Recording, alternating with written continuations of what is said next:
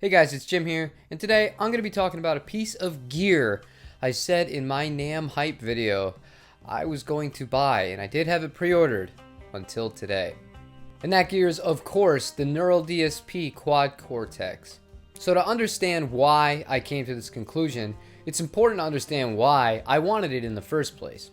Now, I am still in many ways very green on digital modeling and digital adaptations of gear. I was always of the school of you grab a Royer 121 and a 57, throw it on a cabinet, put it into a decent preamp. That's how you get your guitar sounds. But after one gig, and I looked at my pedal board and I said, this is just too much. It was really heavy, it was really big. I had a lot of money in it. And I said, you know what, I'm gonna try the Line 6. I'm gonna try the HX Stomp and see if it lives up to the hype. And as you well know, that stomp is on almost every single video I use now.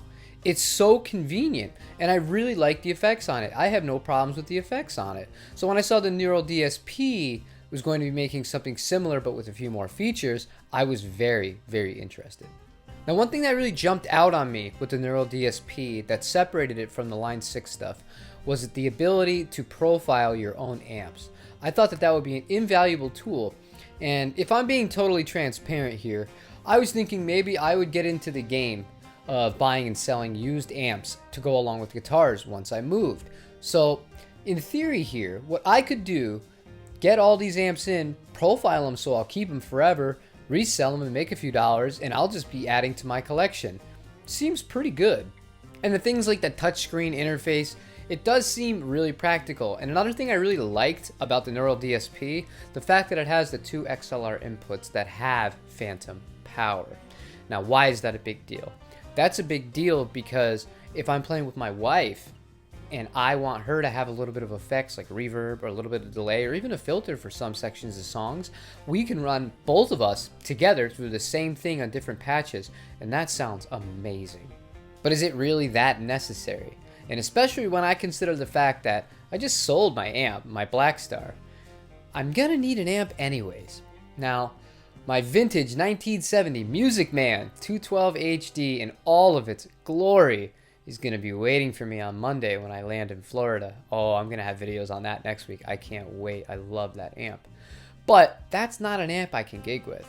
And the reason for that is it is so damn heavy. I think it weighs like 90 pounds. So it's not something you want to be lugging around. And that got my head to thinking, you know what? I really like the effects on the Helix. The weakness of the Helix to me is the drive. The drive is not as good. And the other weakness, especially out of the box, if you don't intend on spending extra money, are the IRs. Now, the IRs are going to be the deal breaker. And this is what I've learned after I've been playing more and more digital gear and comparing sounds and talking to people that are really enthralled in this aspect of the guitar recording. The IRs make all the difference in the world. So, I need an amp.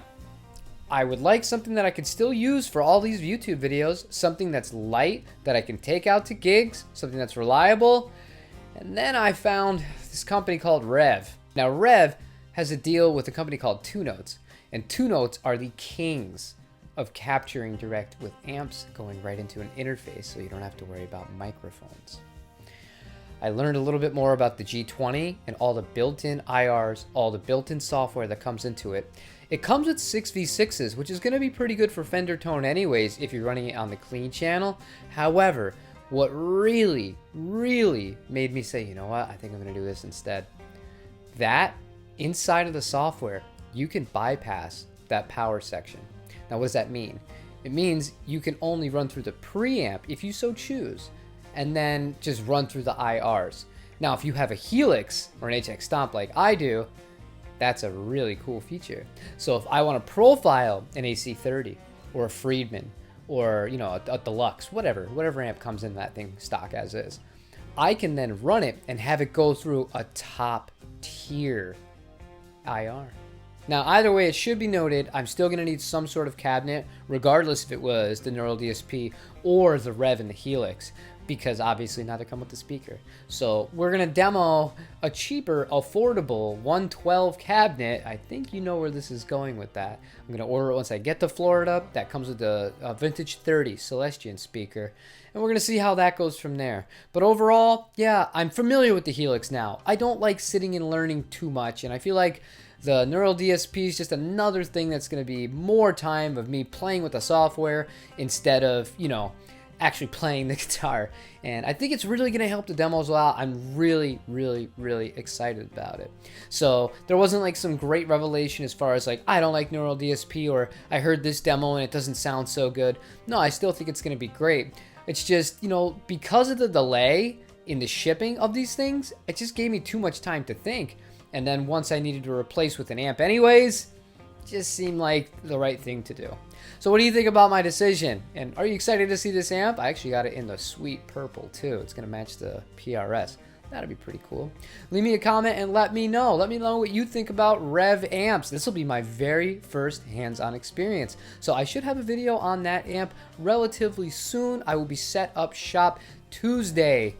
I will be filming in a new location. Now, whether or not I have videos already pre-filmed still here in California that are going to get posted for a few days after the move, that remains to be seen. It's all about how much I can get done while still packing and keeping my sanity.